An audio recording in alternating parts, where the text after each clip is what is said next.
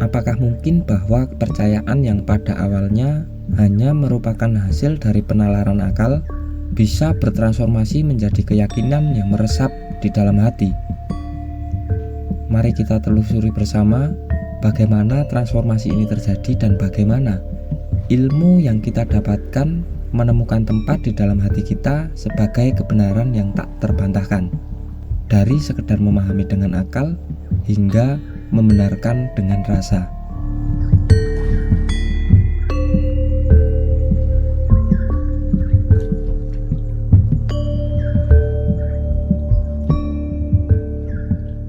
Assalamualaikum warahmatullahi wabarakatuh. Salam rahayu dan kebahagiaan senantiasa menyertai di dalam setiap kejadian.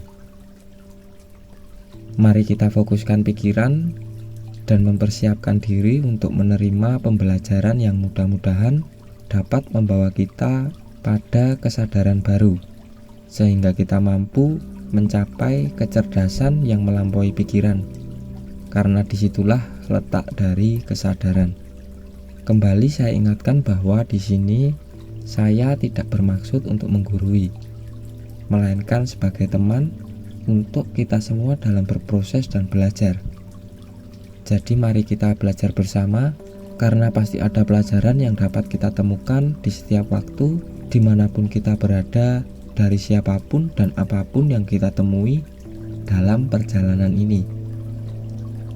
Mari kita lanjutkan perjalanan pembelajaran kita.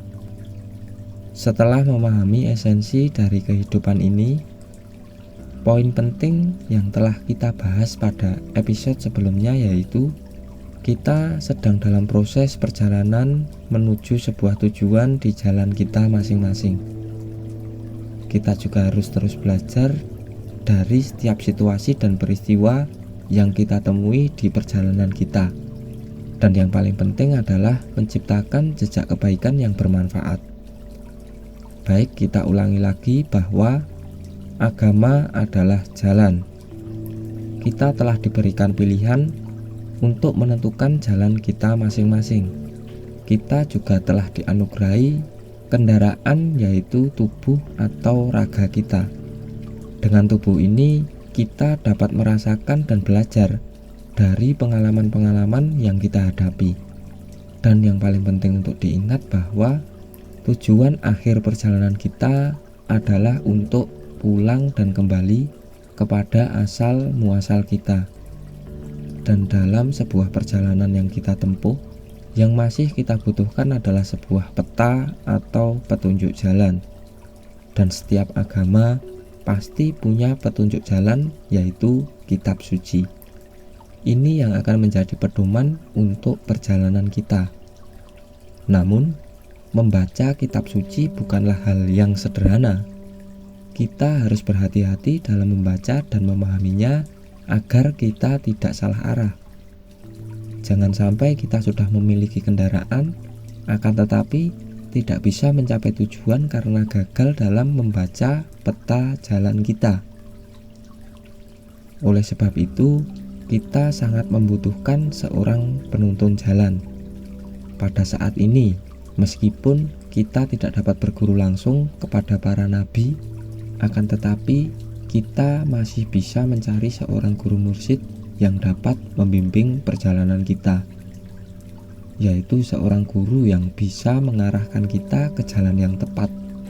Seseorang yang telah mengenal dengan baik jalan tersebut, yang berkali-kali melintasi dan memahami setiap medan di jalan tersebut, serta dapat membaca makna, simbol, dan rahasia yang ada pada peta petunjuk jalan di dalam perjalanan tersebut.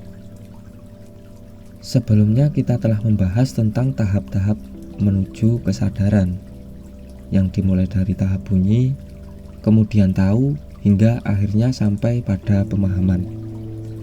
Dan langkah awal untuk dapat membunyikan atau mengucapkan adalah dengan membaca atau mendengar, karena membaca atau mendengar adalah langkah awal untuk mengembangkan pemahaman dan kesadaran yang lebih dalam.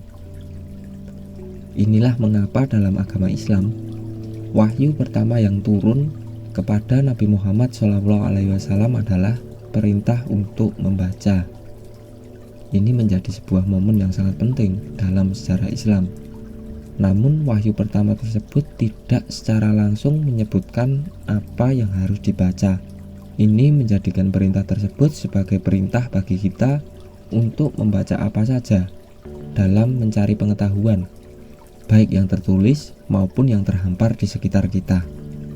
Dalam konteks ini, kita dihadapkan pada perintah untuk membaca segala sesuatu dengan lebih mendalam, baik itu membaca ayat-ayat pada kitab suci maupun membaca tanda-tanda kebesaran Tuhan di sekeliling kita. Jadi mari kita mulai untuk sesering mungkin membaca petunjuk jalan kita dengan lebih seksama, dan juga membaca setiap gejolak di dalam diri, setiap kejadian atau apapun yang kita temui di dalam perjalanan atau kehidupan kita. Setelah kita sudah terbiasa dalam membaca, mendengar, dan membunyikan, langkah selanjutnya adalah mencapai pemahaman yang lebih mendalam. Namun untuk mencapai tahap di mana kita benar-benar tahu dan memahami apa yang telah kita baca, kita perlu melakukan lebih dari sekedar menyimak informasi tersebut. Kita harus mempelajari informasi tersebut dengan menggunakan akal dan pikiran kita. Namun dalam proses ini, kita perlu berhati-hati. Jangan sampai pengetahuan yang kita peroleh didasari oleh asumsi atau dorongan hawa nafsu semata yang justru akan membawa kita keluar dari jalur perjalanan kita. Maka dari itu kita membutuhkan seorang penuntun jalan yang dapat kita percaya untuk menuntun kita ke arah yang tepat. Seorang penuntun jalan memiliki peran yang sangat penting. Namun ada satu batasan yang perlu kita pahami, yaitu seorang penuntun jalan hanya dapat membawa kita sampai pada pemahaman saja. Dan pemahaman ini terbatas pada ranah akal dan pikiran kita, belum mencapai wilayah rasa yang dapat menjadikan kita yakin. Jadi percaya dan yakin adalah dua hal yang mempunyai kedudukan atau makna yang berbeda. Mari kita selami lebih dalam. Ketika kita percaya pada sesuatu, itu berarti kita memberikan kepercayaan pada hal tersebut tanpa memiliki bukti secara langsung. Kita menerima informasi tersebut berdasarkan pada apa yang kita baca atau kita dengar. Sedangkan yakin memiliki kekuatan yang lebih besar karena didukung oleh bukti atau pengalaman langsung.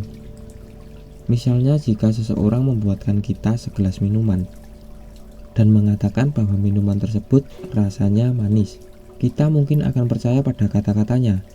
Namun kita hanya akan yakin setelah kita meminum dan merasakan minuman tersebut. Hal ini menunjukkan bahwa percaya adalah langkah pertama, sedangkan yakin adalah hasil dari pengalaman langsung yang sudah kita rasakan atau kita alami. Jadi pemahaman yang kita peroleh dari mendengar ataupun membaca saja belumlah cukup sebelum kita belajar untuk melakukan. Ketika kita belajar untuk melakukan, maka kita akan mendapat sebuah pengalaman. Di sini kita tidak hanya menyaksikan pemahaman tersebut di atas kertas atau dalam kata-kata, tetapi kita melibatkan diri kita secara langsung di dalam prosesnya. Inilah saat dimana pemahaman akal dan pikiran bertransformasi menjadi rasa, dari percaya menjadi yakin karena telah mengalaminya. Jadi poin pentingnya adalah dalam perjalanan ataupun kehidupan ini, kita harus terus belajar dengan membaca dan mempelajari peta jalan ataupun pedoman kita.